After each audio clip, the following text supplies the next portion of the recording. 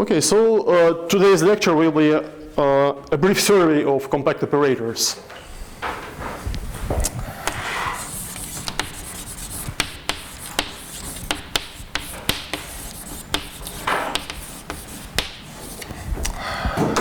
So this will be a survey indeed.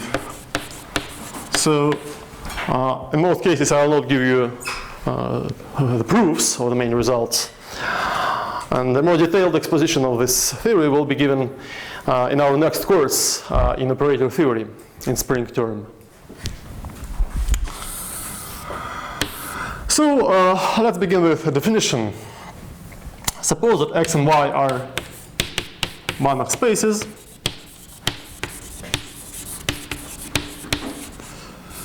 Over the field of real numbers or over the field of complex numbers. So as usual, bold K is our base field.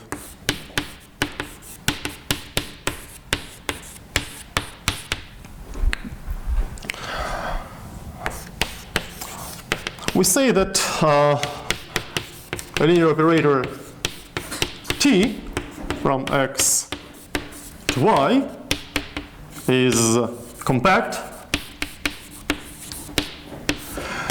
if the image of the unit ball in x is relatively compact in y.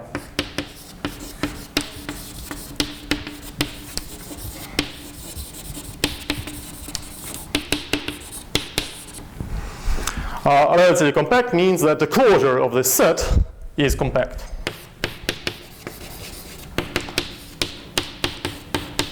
We take the closure of the set in y, and this should be compact.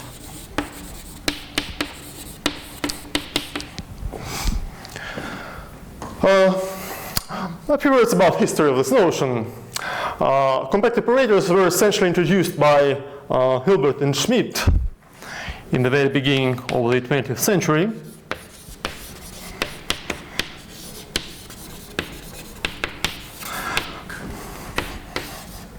And they also proved a very important result, which after some equivalent reformulations became what is now called the Hilbert-Schmidt theorem about compact self-adjoint operators.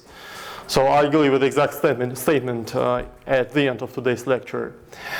Actually, Hilbert-Schmidt worked only in the case with the case where x and y so each of them is a little L2 space, or in some cases a big L2 space. And also they work, actually they didn't work with operators. Instead they work with, they use an equivalent, almost equivalent language of bilinear forms. Well, over the real numbers, the language of bilinear forms is equivalent to the language of operators. The first man who understood the significance of linear operators was Ries.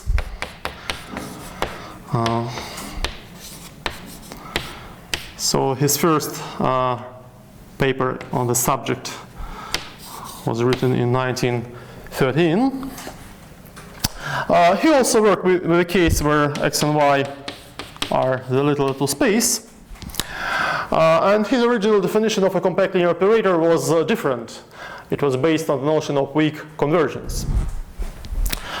And the modern definition, which is given here, is also due to Ries. It was given in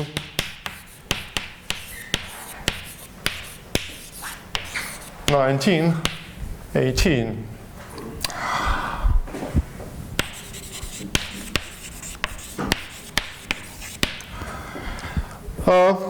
Well, of course, this was before the general notion of compact topological space was introduced by Alexandrov and Urysohn. But nevertheless, so he didn't use the word compact, but essentially his definition was given in terms of sequential compactness, which is equivalent, which we know is equivalent to the compactness for metric spaces. In fact, his paper dealt only with a special case where x and y the spaces of continuous functions on a bound on a closed interval on the real line. But it's amazing that all of his results, main results obtained in his paper, are true for arbitrary Banach spaces. And arbitrary Banach spaces were introduced only 4 years later by Banach in 1922. Is it important that the ball is closed or open? This is not essential. This is not essential because we take the closure here. Let's look now at some elementary observations related to the definition.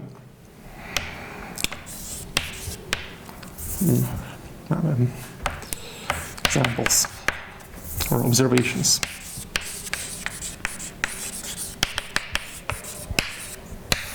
First of all, it's clear from the definition that a compact operator is necessarily bounded.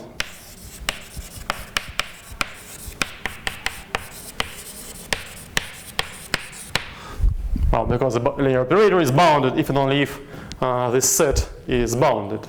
And of course, a compact set is bounded.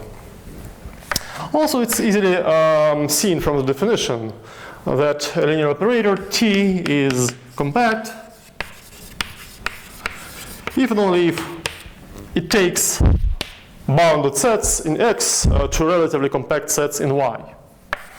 So for each bounded set B in X, its image is relatively compact in Y.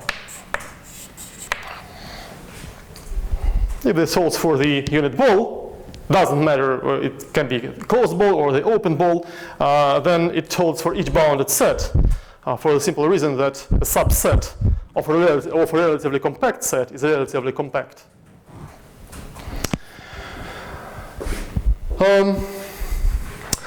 One more observation, which gives us some examples of compact operators. If T is a bounded operator from X to Y, and the image of T is finite dimensional, in this case we say that T is a finite rank operator, then T is compact. T is compact. Well, indeed, the image of T is finite dimensional, and we know that in a finite dimensional normed space, each bounded set is relatively compact. So if we now look at the definition, we conclude that T is, if it is bounded, then it is compact. And here's the simplest counterexample. If X is any infinite dimensional Banach space, then the identity operator on X is not compact. It is obviously bounded, but it is not compact. Let me briefly explain why it is so, why this operator is not compact. We will need the following useful geometric notion, also introduced by Ries. So we give the following definition. Suppose that X is a normed space. X0 is a vector subspace of X. And little h is an element in X. And we say that, and let epsilon be a positive number. So we say that H is an epsilon perpendicular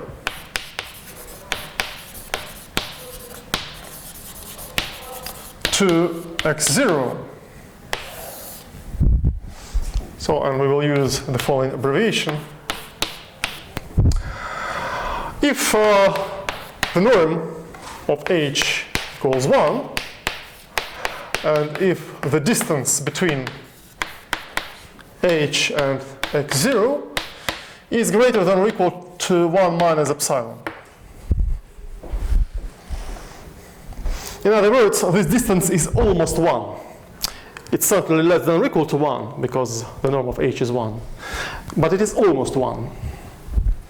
So let's draw a picture which explains the geometric meaning of this notion. So suppose that this is this is x0, and this is our vector h. So this inequality means that if we look at all such vectors, then the length of each of them is greater than or equal to 1 minus epsilon. So the distance is almost 1. Here's an example which explains the terminology. Suppose that H is an inner product space, and H0 is a vector subspace in H. By the way, we can take epsilon equal to 0 here. So suppose that epsilon is greater than or equal to 0.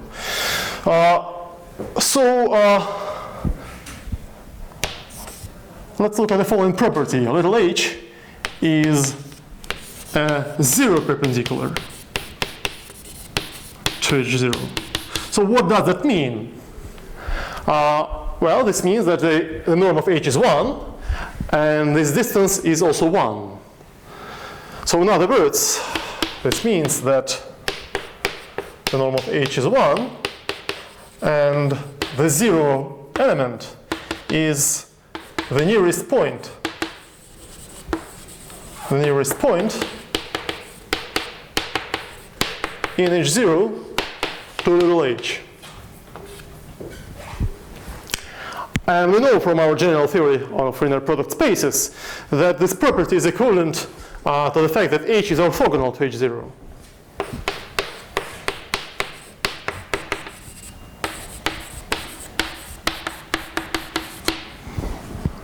So this explains the terminology.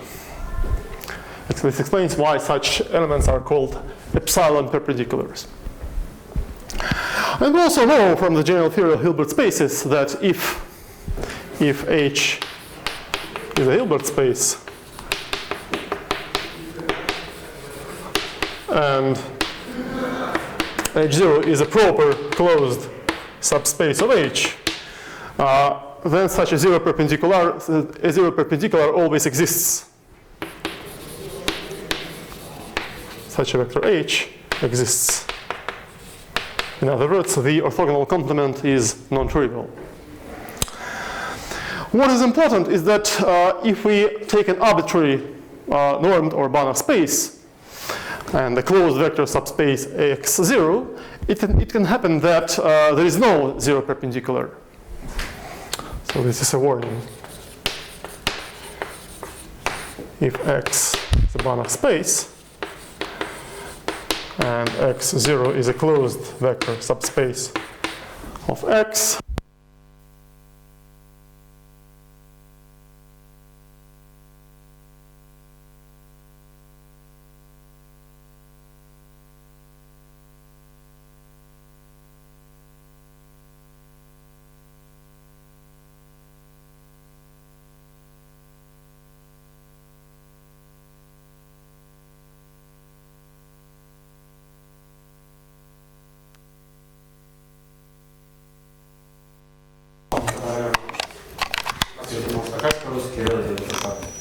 относительно компактно. Пока что работает. Ладно. Нужно очень нежно собачивать. Так,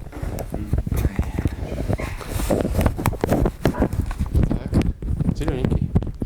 Так,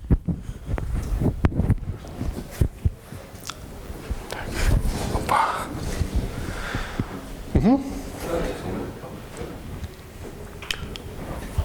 Okay, maybe I continue from the definition of an epsilon perpendicular. If X is a normed space and x0 is a vector subspace in X, and epsilon is a non-negative number,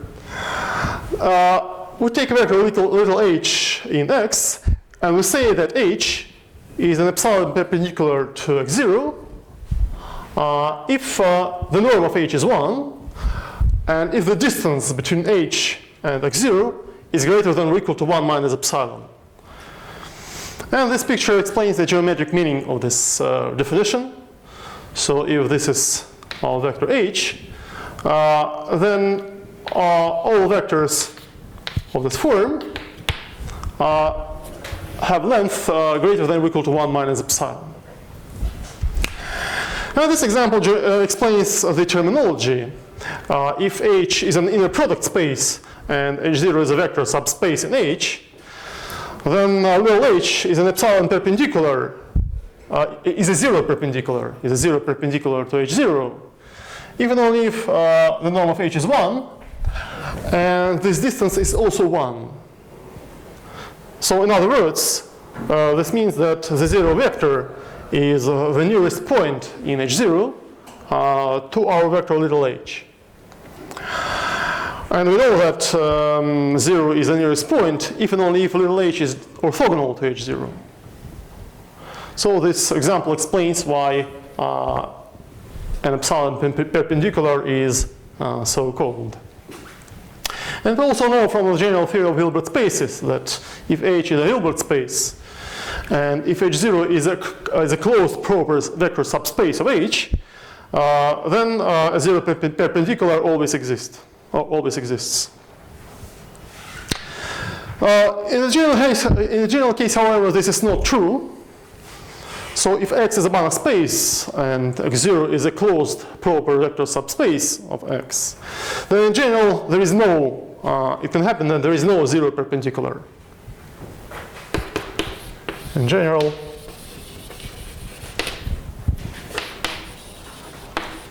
there is no zero perpendicular to X0.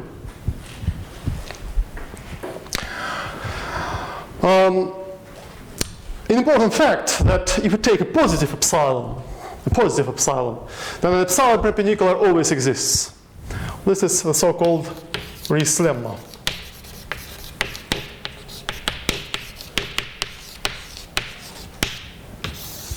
If X is a normed space, X0 is a proper closed vector subspace. Proper, I should say, it is strictly smaller than X.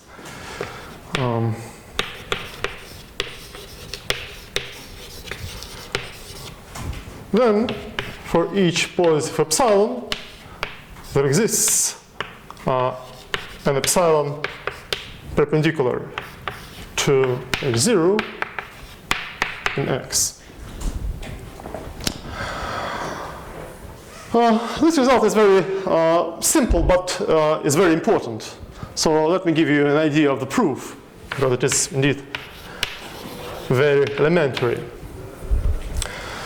So we start with an arbitrary vector in X, which is not in X0. We take any element Y in X, which is not in X0. And we let D denote the distance between Y and X0. So since X0 is assumed to be closed, this distance is positive. And next we do the following. So let me continue here.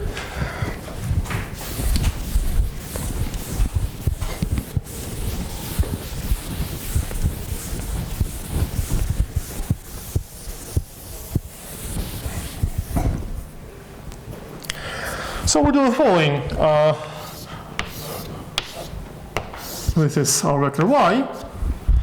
So for each positive delta, by the definition of the distance, we can find an element x delta in x0 such that the distance between y and x delta is greater than or equal to d plus well, sorry, it is greater than or equal to d, of course. It is less than or equal to d plus delta. So this is x delta.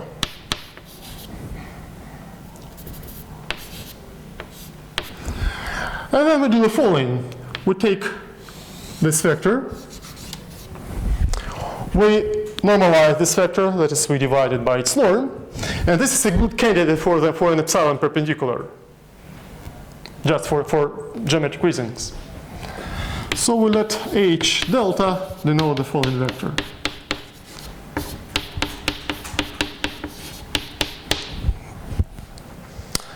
And this is indeed the case. So it's a simple exercise to show that for each little x in x0, the distance between h and x is greater than or equal to d divided by d plus delta. And obviously this number goes to 1 as delta goes to 0.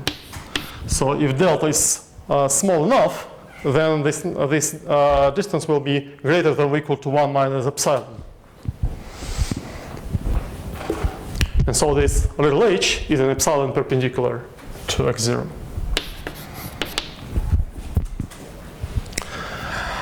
And here is an important corollary. Suppose that X is an infinite dimensional normed space.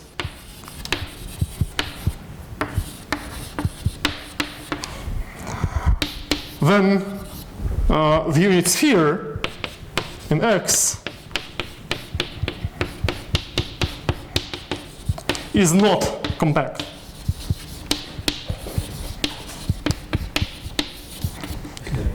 Yeah. So as x0 is closed, why couldn't we say that the distance is attained at some point of x0? I don't say that it is attained. We first define d to be the distance. So at this point, I don't say that it is attained. We only know that it is positive because x0 is closed. And we took a vector at which this distance is almost attained. I don't say that this is exactly d. This is, of course, greater than or equal to d. But we can always find a vector for which this distance is almost attained in the sense that it is less than or equal to d plus delta. So in general, we can't say that it is attained, yes? We cannot say, yeah. If it is attained, then we will find a zero perpendicular. But in general, this distance is not attained, and this is the reason why we can find only an epsilon perpendicular for positive epsilon.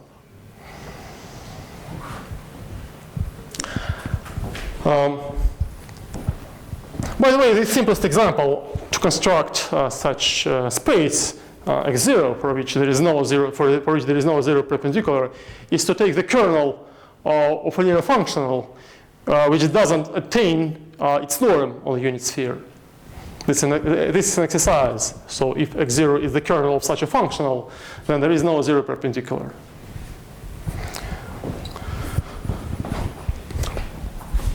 Okay, so let's now come back to this corollary. So the unit sphere in any infinite dimensional normed space is not compact. So as a corollary, the closed unit ball is not compact.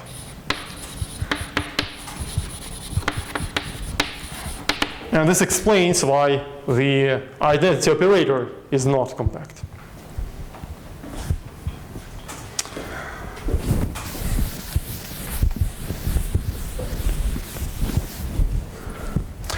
The proof is indeed very easy. Since X is assumed to be infinite dimensional, we can always find a chain of vector subspaces.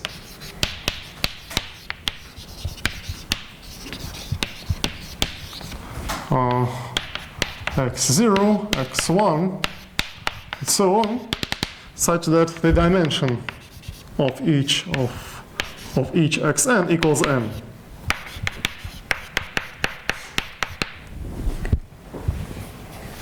Of course, they are closed because they are finite dimensional. We know that a finite dimensional subspace is always closed. And by using Riesz lemma, for each n, we can find a vector hn in xn plus 1,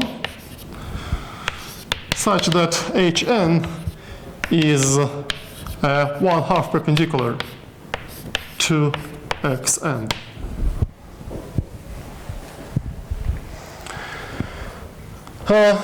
So each vector hn is on the sphere, and the distance between each pair of such vectors is greater than or equal to 1/2.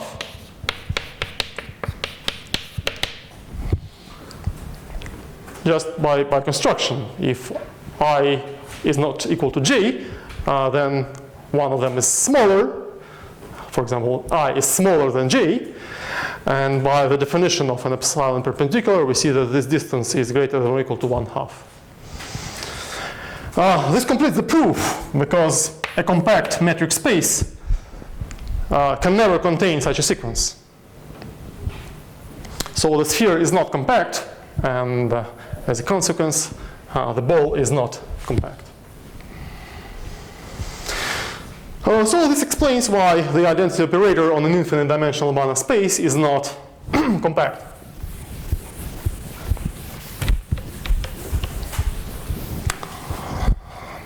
Let's introduce some notation. So the set of all compact operators between x and y will be denoted by script k.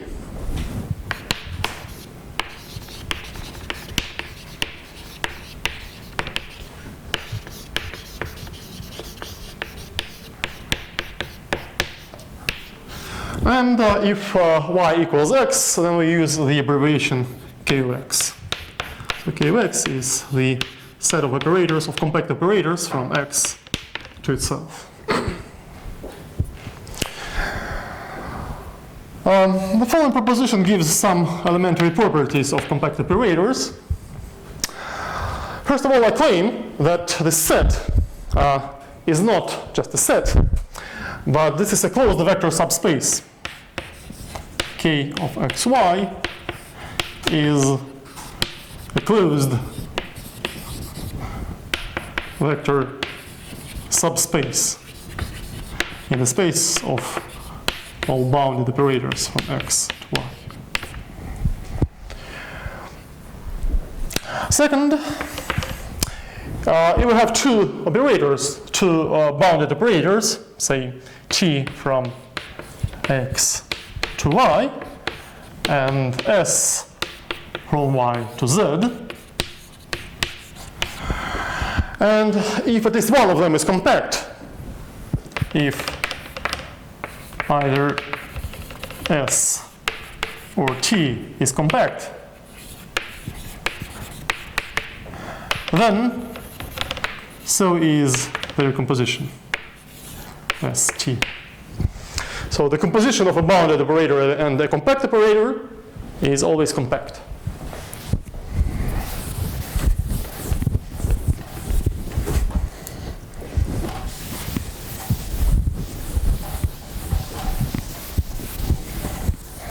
So these properties were observed by Rees. And another useful property, property 3, was proved later by Schauder in 1930. So he proved that a bounded operator from x to y is compact even only if the dual operator t star is compact.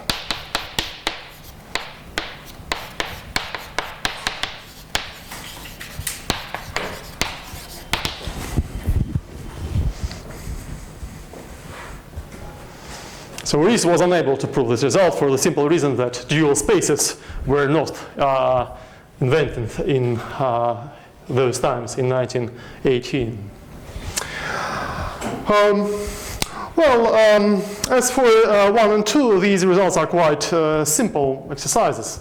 For example, 1, why is it a vector subspace? This easily follows from the observation that the algebraic sum of two compact subsets of y is also compact. The closedness is also rather easy to prove.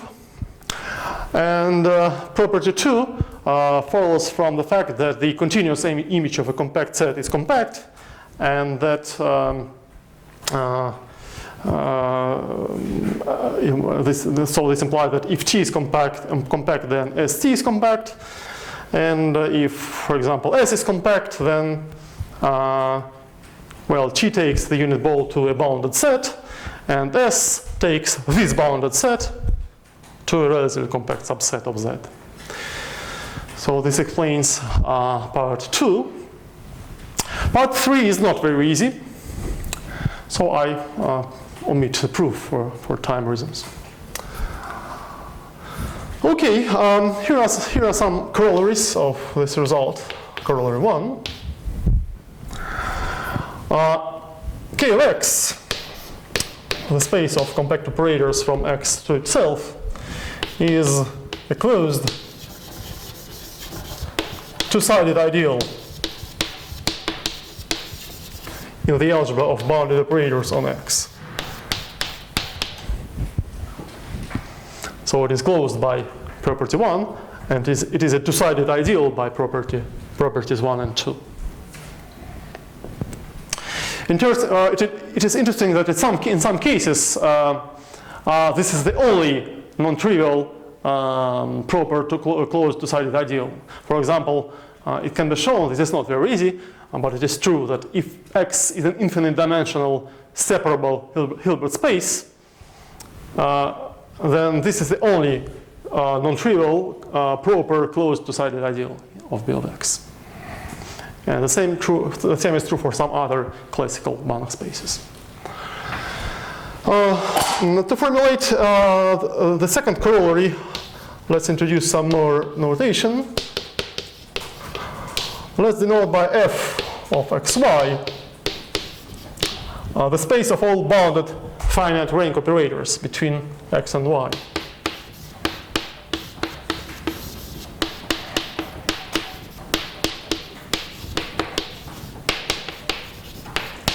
Instead of all bounded finite rank operators. So we already know that all such operators are compact. But now by looking at this result, we can say more. Corollary 2. If we take the closure of the space of finite rank operators, we take the closure in B of xy, then this closure is contained in the set of compact operators. In other words, if a bounded operator can be approximated by finite rank operators, then it is compact. This is a very useful condition. So for many classical operators, this gives us a useful way of proving the compactness of an operator. In some cases, these spaces are the same. For example, we have the following classical proposition. If H is a Hilbert space, and X is any Banach space, then these two spaces are the same.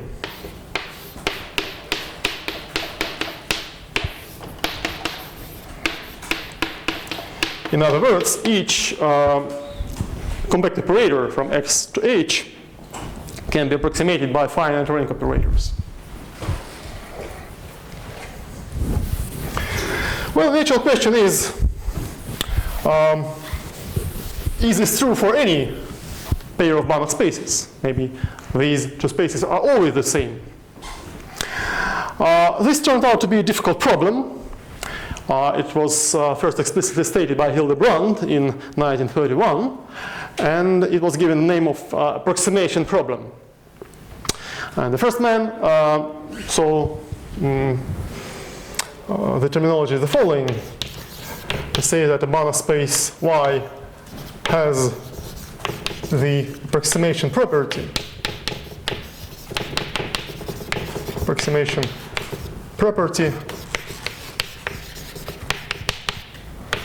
if for each Banach space X, these two spaces are the same. Because each compact operator from X to Y can be approximated by finite rank operators. Now, the first man who systematically studied this notion was Grothendieck. So he introduced and studied this notion at the beginning of the 1950s. He gave several equivalent characterizations of the approximation property. He found some relations between this property and some other important problems in functional analysis. And he proved that almost all classical Banach spaces have this property. But even such a great man was unable to solve the approximation problem. And some people even say that this was one of the reasons why Grothendieck eventually left functional analysis and changed his field to algebraic geometry. Well, the approximation problem was indeed hard, and it was also hard because it was related to another famous problem of functional analysis, namely the basis problem. So if X is a Banach space, then by definition a sequence En in X is called a Schauder basis. Is a Schauder basis.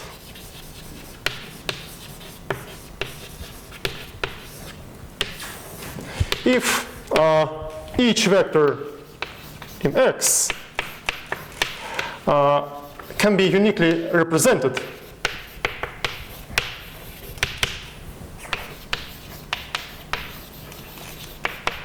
as the sum of the following series for some numbers Cn.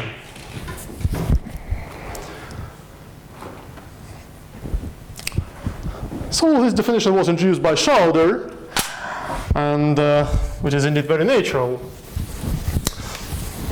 By the way, of course, this definition makes sense only in the case where X is separable, because if X has a Schauder basis, then the linear span of this basis is dense and countable dimensional. So X is separable. There are many natural examples of Schauder basis. For example, if X is a little P space or a little C0 space where P is finite, and En is the vector of the following form, then it's easy to show that this is indeed a Schauder basis.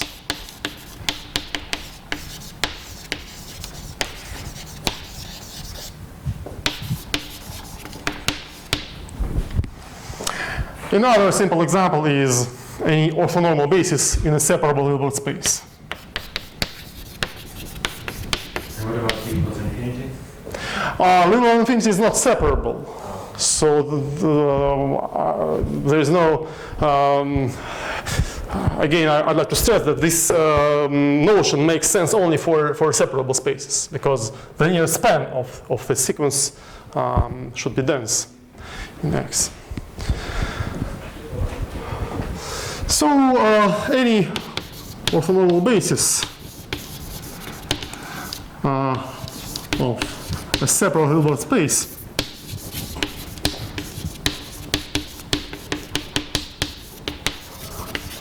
is obviously a Schauder basis.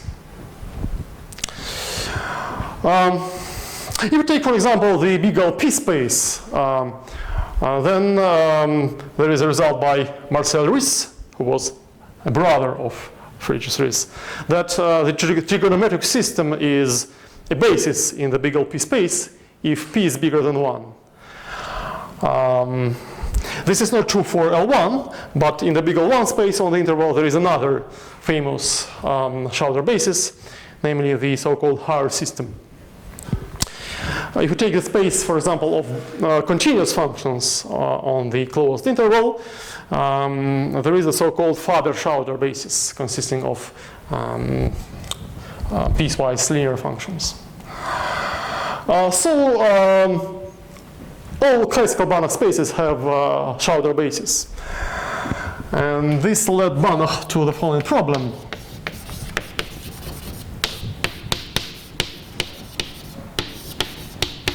In 1932.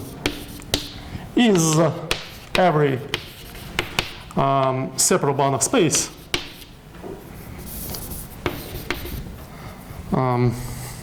so maybe how to put it,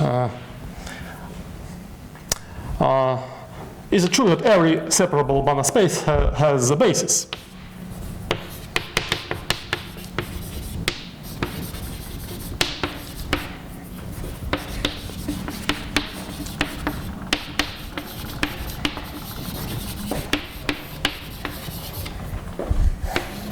Schauder basis.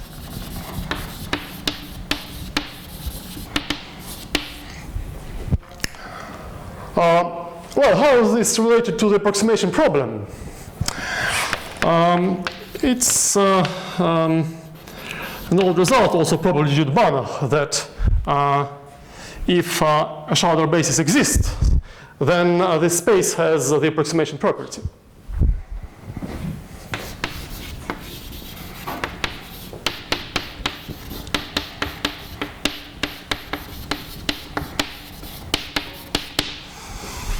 So this shows a relation between the basis problem and the approximation problem. The answer was given only in 1972.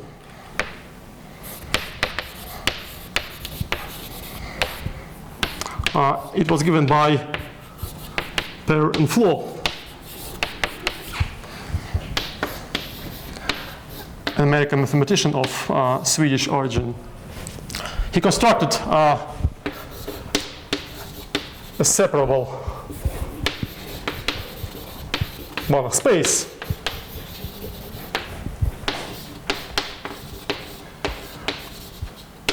which doesn't have the approximation property.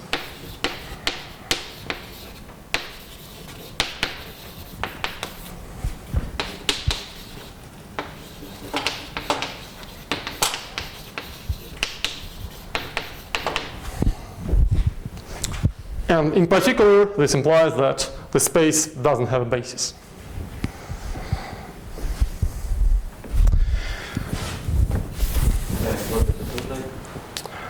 It's very involved. It's quite complicated, so it's impossible to describe it in a few lines. After this example appeared, of course, some people constructed some simplifications of his example. But anyway, each known example of such a space is quite exotic. So it should be constructed by some special technique. So in any case, its result is highly non-trivial. Even after numerous simplifications, this result is highly non-trivial. There is a classical example of a non-separable Banach space with approximation property, namely the space B of H of bounded operators on an infinite dimensional Hilbert space doesn't have the approximation property.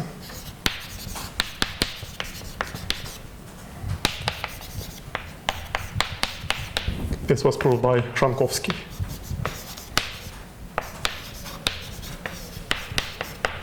But this space is not separable.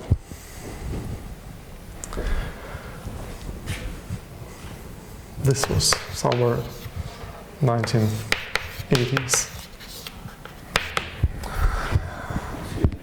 Can we construct such infinite dimensional space that you have approximation property? Which does have or doesn't have? Does. Well, each separable space with basis has the approximation property. If it's not separable? If it is not separable, well, you can take a not separable Hilbert space. It is not separable, but it has the approximation property. Each Hilbert space has the approximation property. Here the separability assumption is not essential and is not used. This is true for each Hilbert space. Another question is, can we construct a separable space which has the approximation property but which doesn't have a basis? Such examples also exist, and they are also quite involved. Okay, let me now formulate some results from the so-called Ries-Schauder theory. Oh, so before we do it, let's look at some examples, some classic examples of compact operators.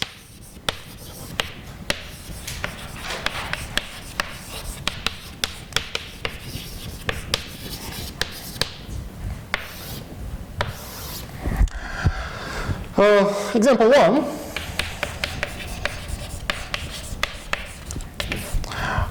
Let's take the space of continuously differentiable functions on any closed interval.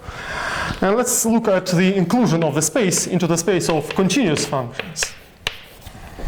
It's a simple exercise to show that this operator is compact.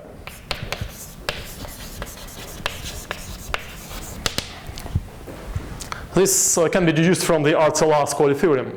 If we take the unit ball here, then this ball will be uniformly bounded and equicontinuous. And by the Arcelor-Ascoli theorem, this set will be relatively compact in C01.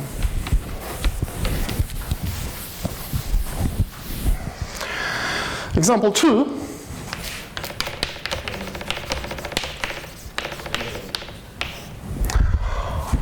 Let's look at the diagonal operator on the literal P space. So let alpha be a bounded sequence. And let M alpha be the diagonal operator.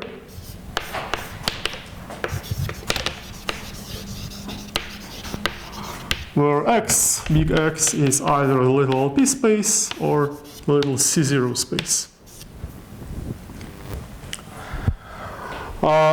Then this operator is compact if and only if alpha vanishes at infinity.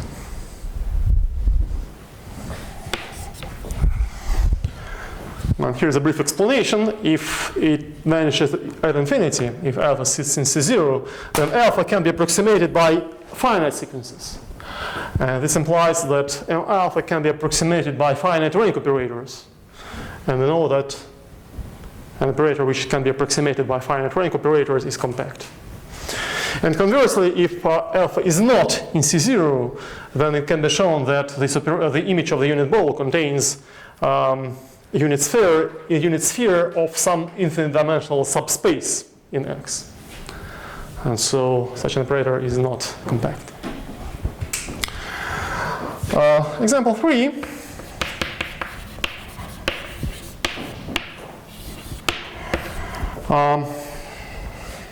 This is the so-called Hilbert-Schmidt integral operator.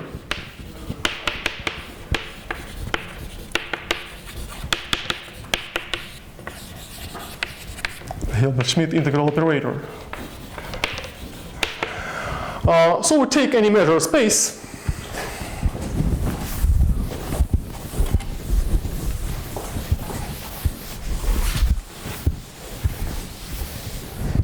We take any measure of space, X mu,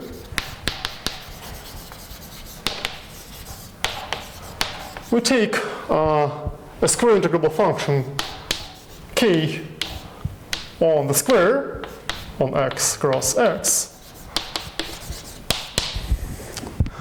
and we define the Hilbert-Schmidt operator on the big L2 space by the following formula.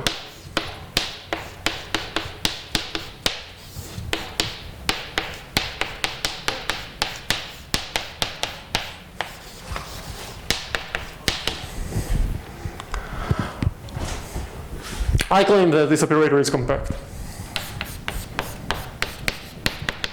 Probably this is one of the main examples of compact operators. Actually, the main motivation for Hilbert and Schmidt to introduce, and later for Riess, to introduce compact operators was the theory of integral equations. And such operators are very typical for the theory of integral equations.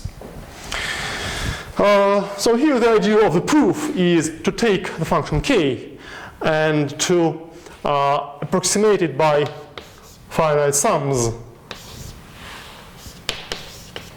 of the following form.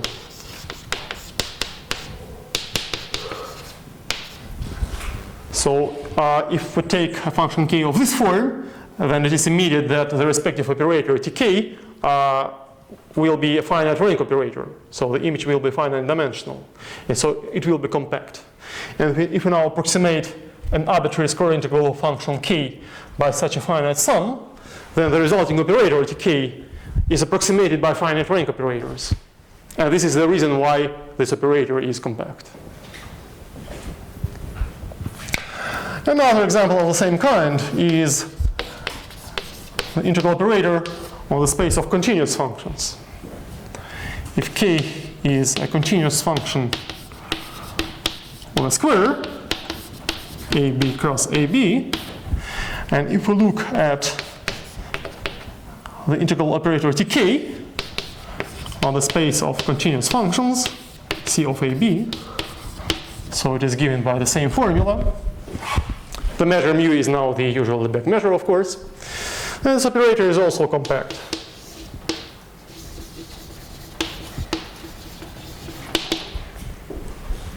And here the simplest way of proving this is again to use the Arcelà-Ascoli theorem.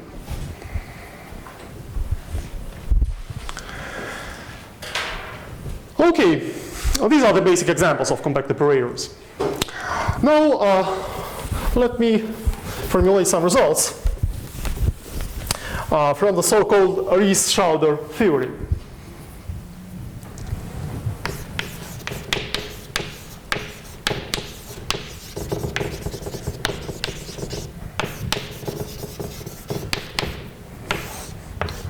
Essentially, the Riess-Schauder theory deals with operators of the form 1 plus k, where k is a compact operator.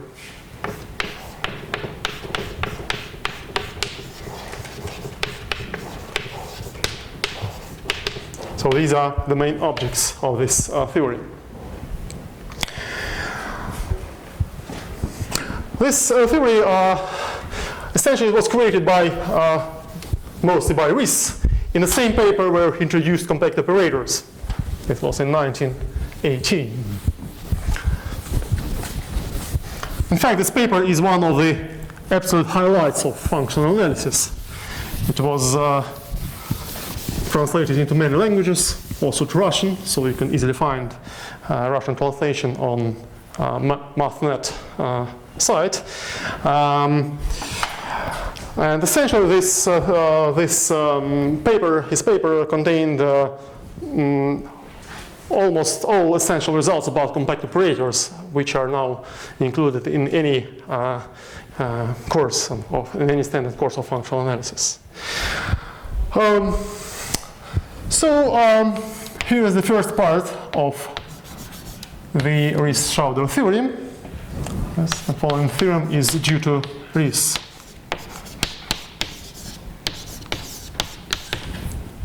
So suppose that X is a Banach space,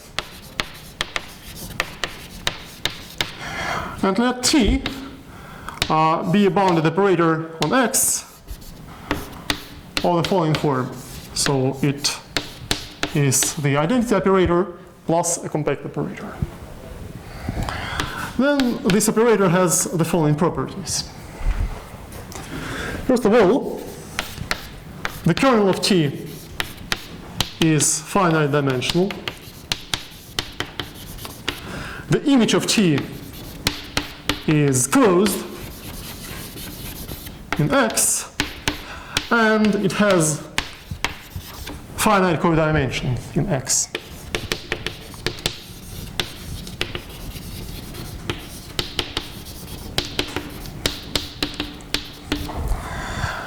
And finally, the dimension of the kernel of T equals the codimension of the image of T.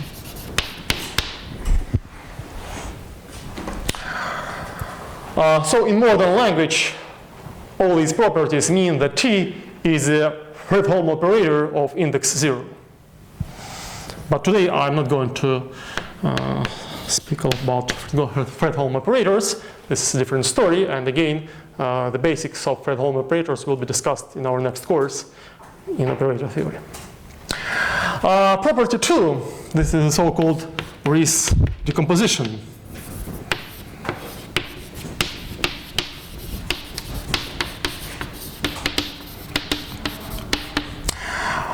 There exist closed vector subspaces. Closed vector subspaces Y and Z and X such that X is their direct sum. They are T invariant. Y and Z are T invariant. Also Z, but Z is finite dimensional. Z is finite dimensional. The restriction of T to Z is nilpotent. And the restriction to T, the restriction of T to Y is a topological isomorphism of Y onto itself.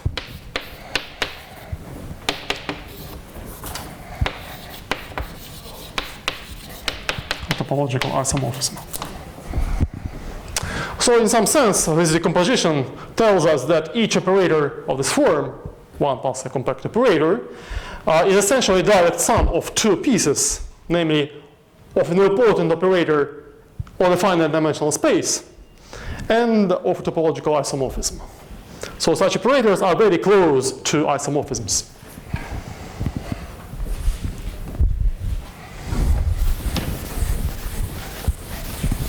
In fact, we can say more. Where to find such spaces Y and Z? Moreover, there exists a natural number P0 such that Z is the kernel of T to the power P, and Y is the image of T to the power P, and this holds for each P greater than or equal to P0. So this is the formula for Y and Z. So this is the theorem of Riesz. And here is an immediate corollary. This is the so-called abstract Fredholm alternative.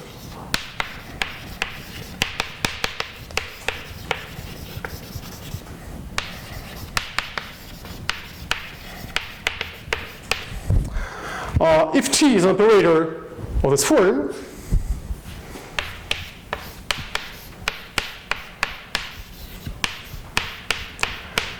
then T is injective, even only if it is surjective, even only if it is bijective.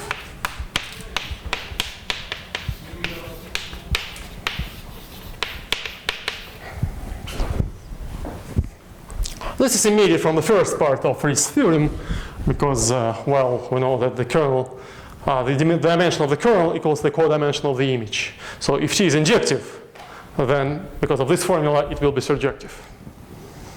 And the other way around.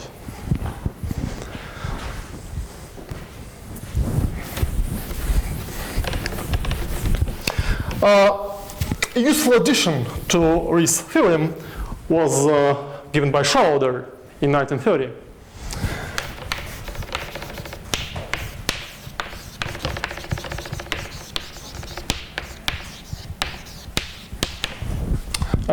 this theorem involves duality, which was not available to Rees. Again, we suppose that T is an operator of the same form.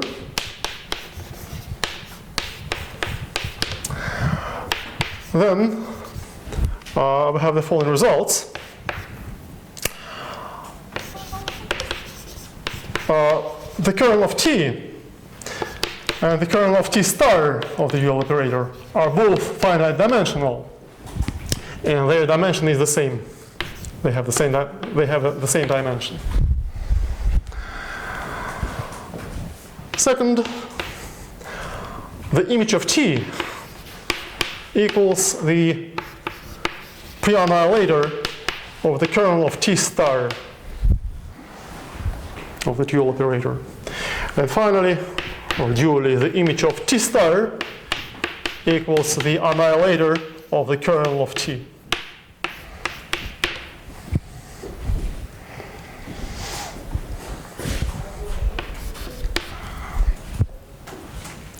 So these three results are sometimes called the abstract Fredholm theorems.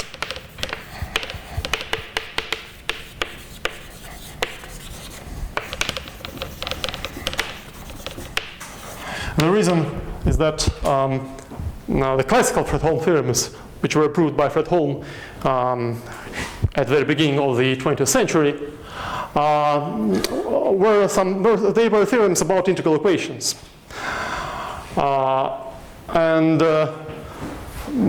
This theorem gives us an abstract form of Fredholm theorems.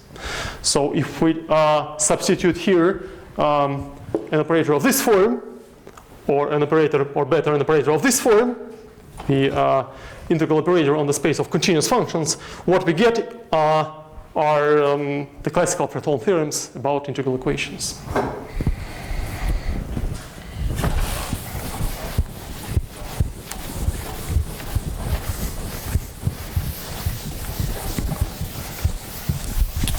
Another useful consequence of the Ries-Schauder theory is the following result, which gives us useful information about the spectrum of a compact operator. So let X be a Banach space, and let T be a compact operator of X. Then we have the following results. First, if lambda is a non-zero point in the spectrum of T, then lambda is actually in the point spectrum. That is, it is an eigenvalue of T. And moreover, lambda is an isolated point of the spectrum.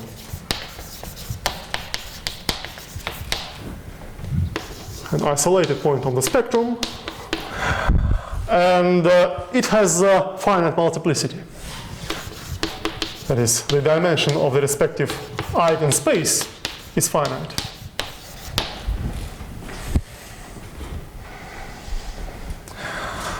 And as a corollary, part 2, which is essentially a corollary of part 1, the spectrum of T is at most countable.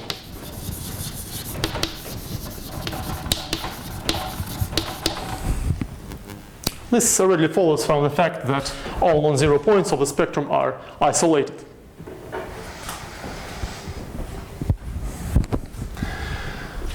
Okay. Now, in conclusion, let's look at the special case of compact self-adjoint operators on Hilbert space. So the spectrum is a compact set, yes? Yeah. And so if there is infinitely many points there, then doesn't it converge to something? No, well, if we take, if we look at these two results, they imply that if the spectrum is infinite, then it has the form of a convergent sequence, which converges to 0 and 0. So 0 is also in the spectrum in this case, because the spectrum is closed. It is not necessarily an eigenvalue. and it is not necessarily isolated. So part 1 holds only for non-zero points in the spectrum. Okay. And 0 if it is in the spectrum, and it will be in the spectrum if the spectrum is if the space is infinite dimensional. If X is infinite dimensional, then a compact operator is not invertible. Otherwise, the identity operator would be compact, which is impossible. So T is necessarily non-invertible if X is finite dimensional. So 0 is in the spectrum. And if the spectrum is infinite, then the spectrum is actually a convergent sequence which converges to 0. And 0 is not necessarily an eigenvalue. That depends on the operator. But all non-zero points are eigenvalues. What does P denote there? Where? In first property. P, point spectrum. The point spectrum is the set of all eigenvalues.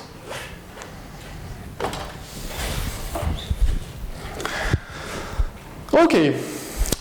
So that's all I wanted to say about compact operators on general Banach spaces. And now let's concentrate on the special case of compact self-adjoint operators.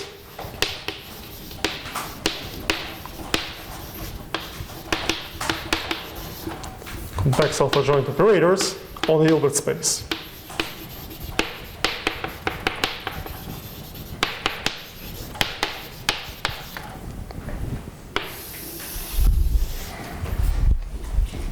So to begin with, let's define adjoint operators. So let's recall that if H is any Hilbert space, then we have the canonical bijection.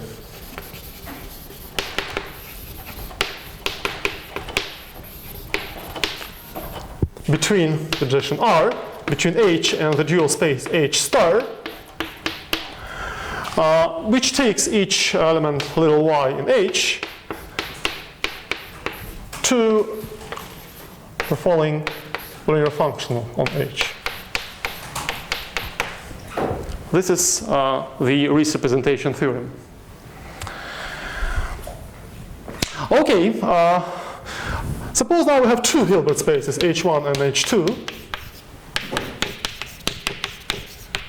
And suppose we have a bounded linear operator T from H1 to H2. And let's draw the following picture.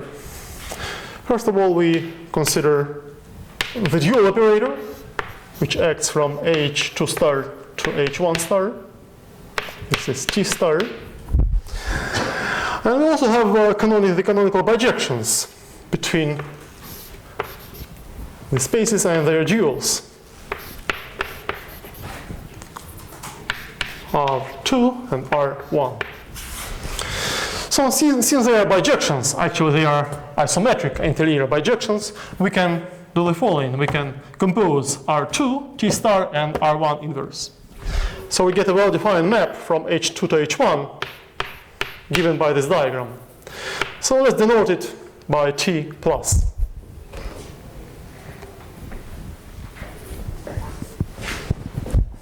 And this is the so-called adjoint operator.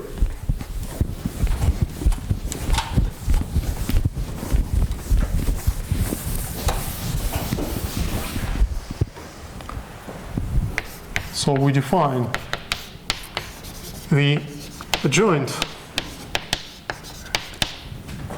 in Russian сопряженный оператор. The adjoint of T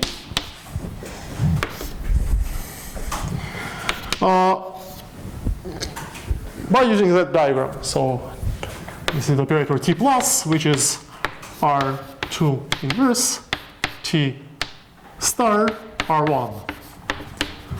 This is an operator from H2 to H1. From H2 to H1.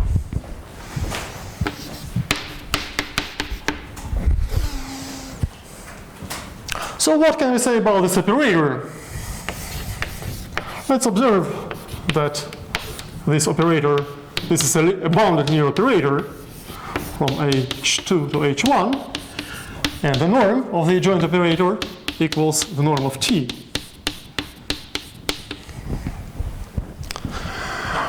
Well, indeed, it is linear. Why is it linear? Well, T star is linear, and R1 and R2 are antilinear. So if we compose a linear map and two antilinear maps, we get a linear map. And it is bounded, and its norm equals to the norm of T, for the reason that R1 and R2 are isometric bijections. And the norm of T star equals the norm of T. Well, of course, R1 and R2 are not isomorphism. They are antilinear. But nevertheless, they are isometric bijections. And so as a result of this diagram, well, this diagram implies that essentially the properties of T plus are more or less the same as the properties of T star. Well, T plus is invertible if and only if T star is invertible. T plus is injective if and only if T star is injective, and so on. So almost all properties of T star are shared by T plus. And this is the reason why we will follow the following standard convention. The operator T plus is usually denoted by T star. Usually this slight abuse of notation doesn't lead to any confusion and to any contradictions. So when we speak about Hilbert space operators, T star, by default, T star means the adjoint operator. Here are some basic properties of adjoint operators.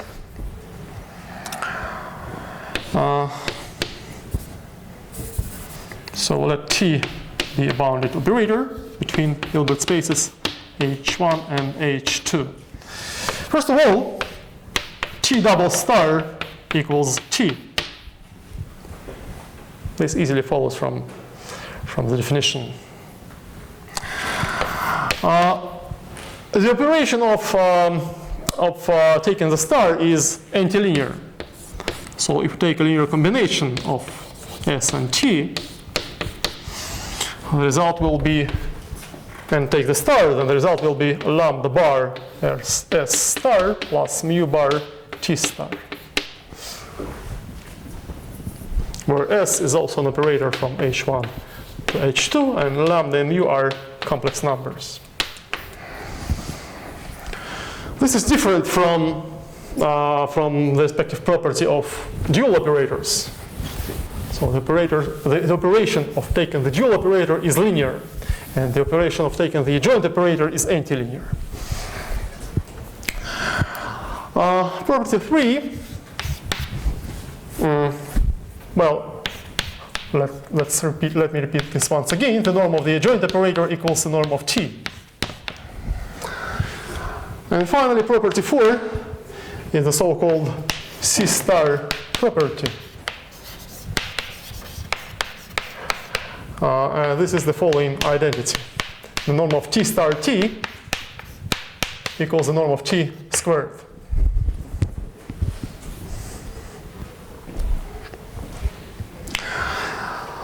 Well, all these properties are rather elementary, so they can be proved as simple exercises. And they are quite important. So if we try to extend these properties to arbitrary complex associative algebras, and for example, if we look at properties 1 and 2, then they lead to the definition of a star algebra. So a star algebra is a complex algebra associative equipped with an operation of taking the star, which is an involution in this sense, and which is antilinear. Oh, sorry, I forgot one more important property. Let it be property 5.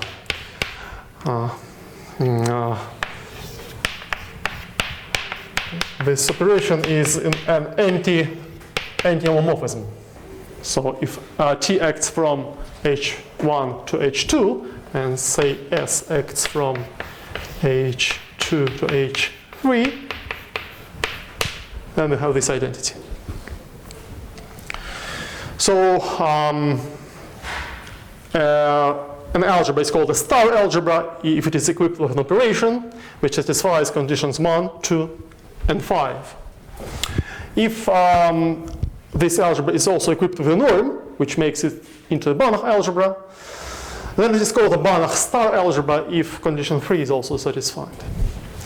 And finally, one of the most important classes of algebras used in functional analysis, a C-star algebra is a Banach star algebra in which the C-star property holds.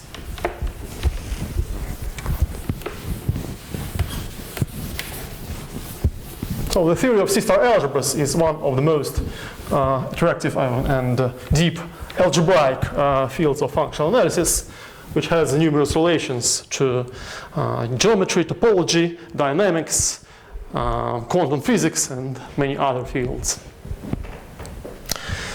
Okay, so now it's more or less clear what is a self-adjoint operator.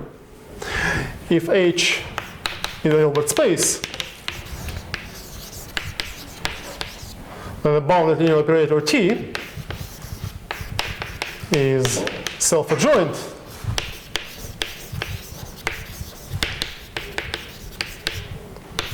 if T equals T star.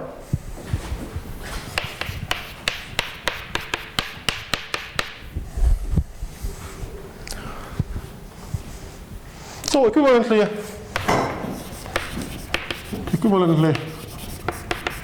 this means that the inner product of Tx and y equals the inner product of x and Ty for each pair of vectors x and y in H.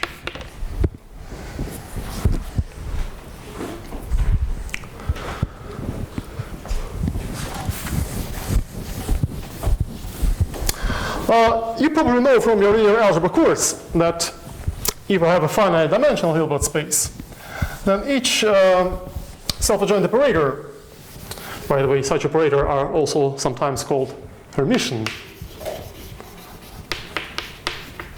So each self-adjoint operator on a finite dimensional Hilbert space is diagonalizable in the sense that there is an orthonormal basis of H such that the matrix of T with respect to this basis is diagonal. So the Hilbert-Schmidt theorem is a deep infinite dimensional generalization of this fact.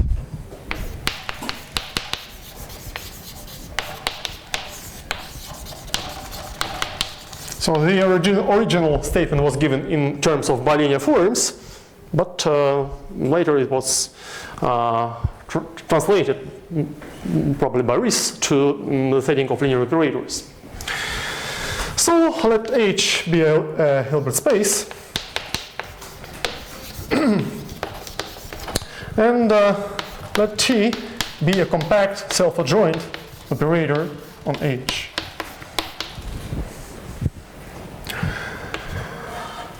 Then there exists an at most countable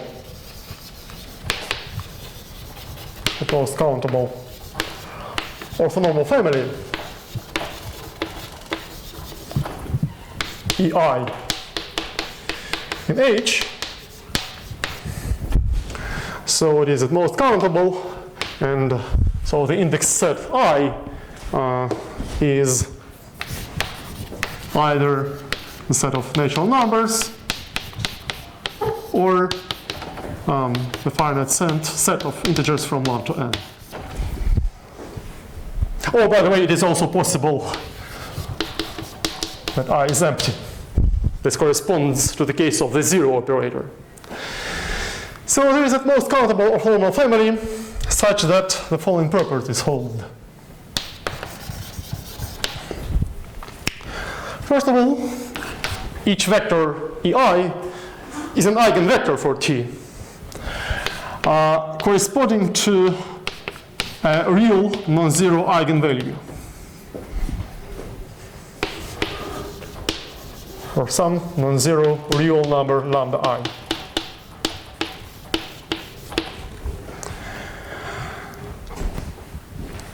Second, if we take the orthogonal complement to this family,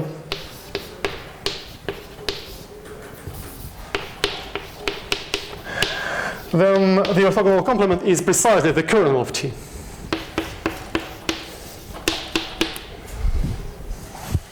So these two properties together completely describe the behavior of T. So it is a kind of diagonal on the linear span, on the closure of the linear span of this family, and it is 0 on the orthogonal complement. Property 3. If we look at the respective eigenvalues, lambda I, then the set is precisely the set of all non-zero eigenvalues of T. That is the point spectrum minus 0. Moreover, if we take an arbitrary point, an arbitrary non-zero point, lambda in the point spectrum, an arbitrary non-zero eigenvalue, then we have the following formula. The number of instances of this lambda in our sequence lambda I is precisely the multiplicity of lambda, that is the dimension of the respective eigenspace, kernel of T minus lambda. And this number is finite. This number is finite.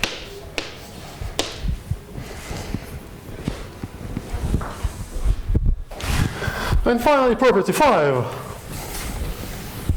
Property 5. If the set I is infinite, so in this case I is the set of natural numbers, then lambda I vanishes at infinity and goes to 0.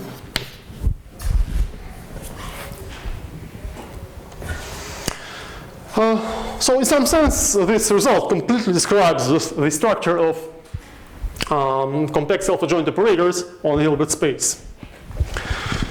And it's a natural generalization of the finite dimensional result about diagonalization of such operators. To emphasize this analogy between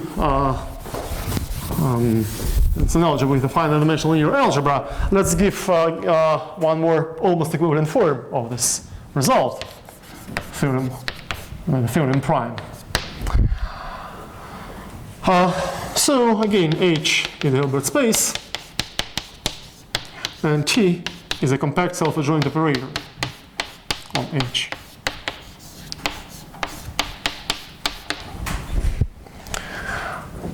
Then T is unitarily equivalent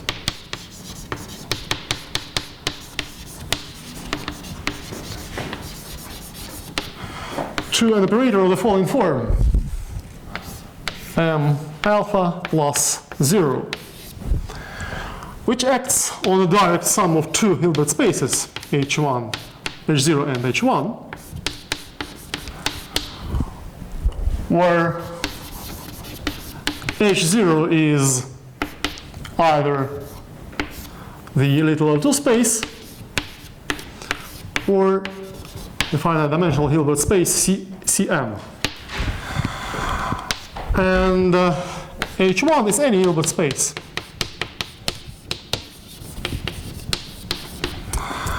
And M alpha is a diagonal operator acting on H0.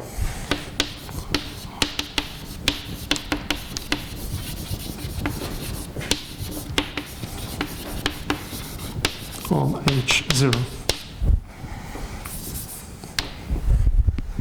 And moreover,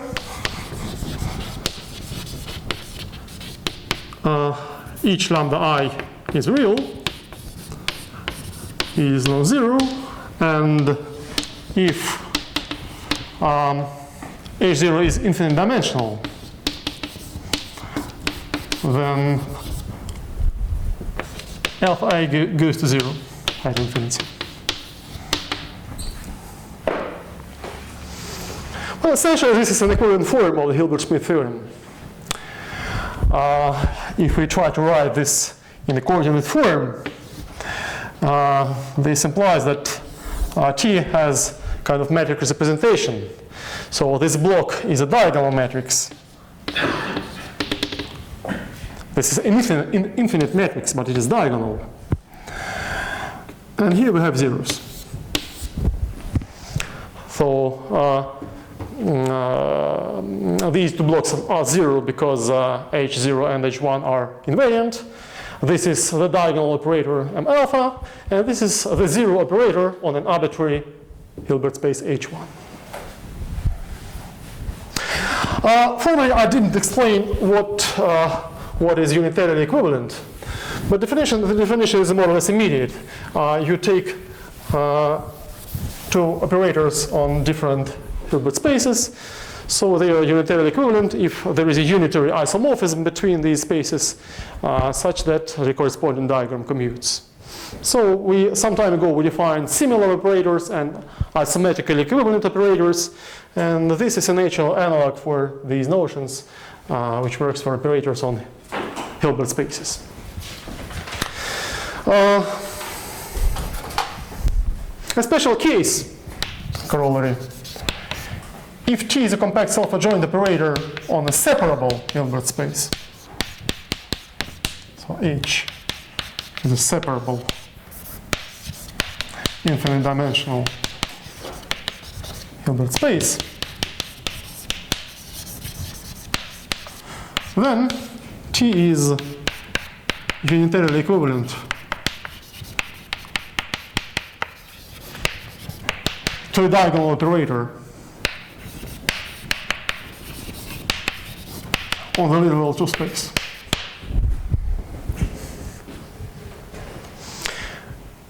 The reason is that H0 is, we look at this theorem, so H1 is also separable because H is separable.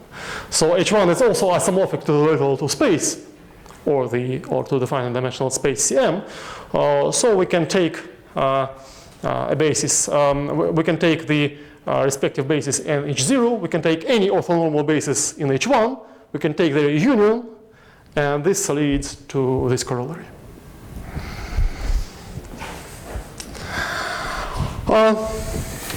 In conclusion, I must say that, of course, the compactness assumption on our operator is essential here. If we take an arbitrary self-adjoint operator on an infinite dimensional Hilbert space, then it can happen that this operator has no eigenvalues. So here's the simplest example. So let H be the Beagle-2 space on the interval 0, 1, and let T be the operator given by the following formula. So this is the multiplication by the coordinate.